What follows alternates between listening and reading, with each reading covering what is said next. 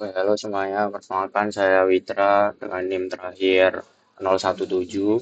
Pada video kali ini saya bakal ngejelasin mengenai CPU 8 bit yang disimulasikan pada software Logisim. Nah,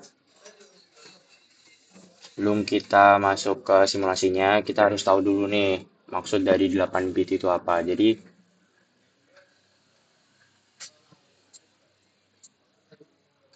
nggak usah cok, itu cok. Nah, di simulasi kali ini ada beberapa bagian penting yang bekerja sama nih. Yang pertama ada RAM. Nah, RAM ini, ah, cok, kok nolek aja.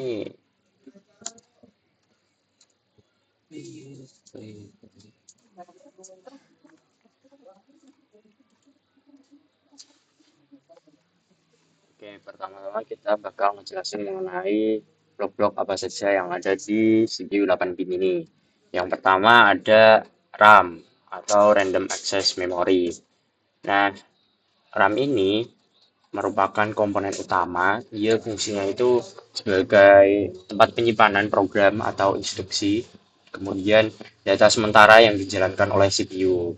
Nah, di RAM ini kita bisa eh, mengedit isinya atau datanya seperti ini. Terus yang kedua ada MAR atau Memory Address Register. Nah, dia tuh register buat nyimpen alamat memori yang sedang diakses dalam RAM itu sendiri.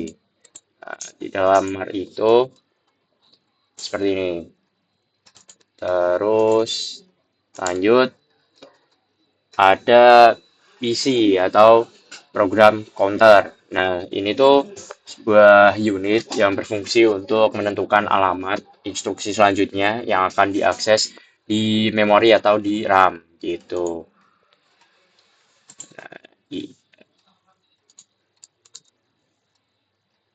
Nah, se-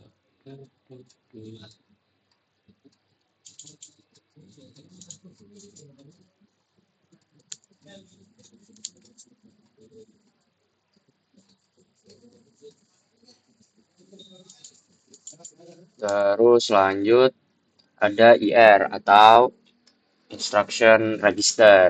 Ini. Nah, IR itu sebuah tempat penyimpanan sementara bagi instruksi yang baru saja diambil dari RAM sebelum diterjemahkan oleh unit kontrol. Terus selanjutnya ada ALU. Nah, ALU ini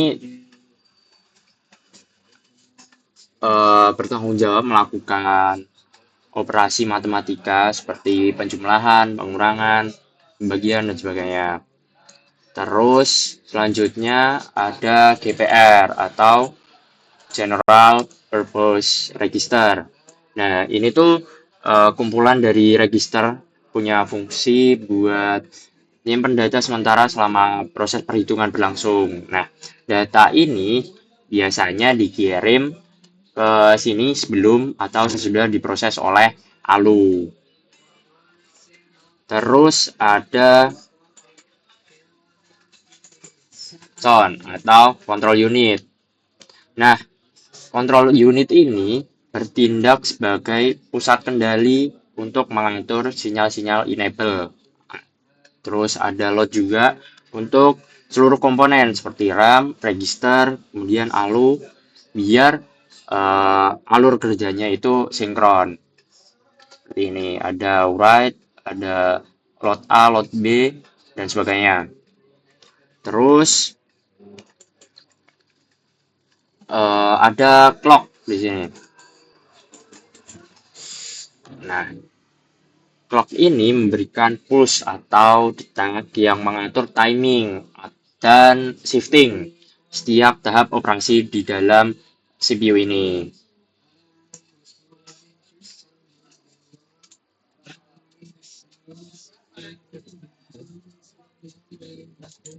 Oke, lanjut.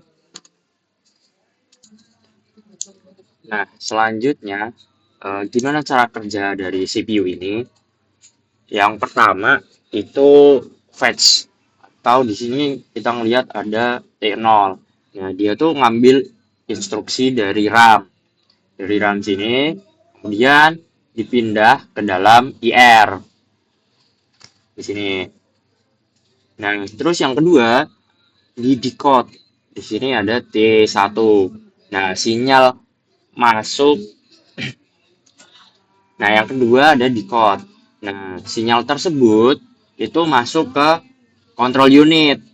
Nah, di sini diterjemahin, misal perintah untuk menjumlahin angka, atau mengurangi angka, membagi, atau mengkali, dan seterusnya.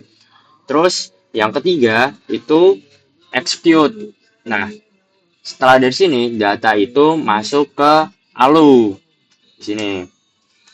Nah, kemudian diproses dan hasilnya disimpan kembali ke register.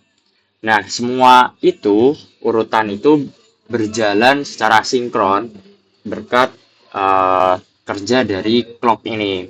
Jadi timingnya itu berjalan secara sinkron.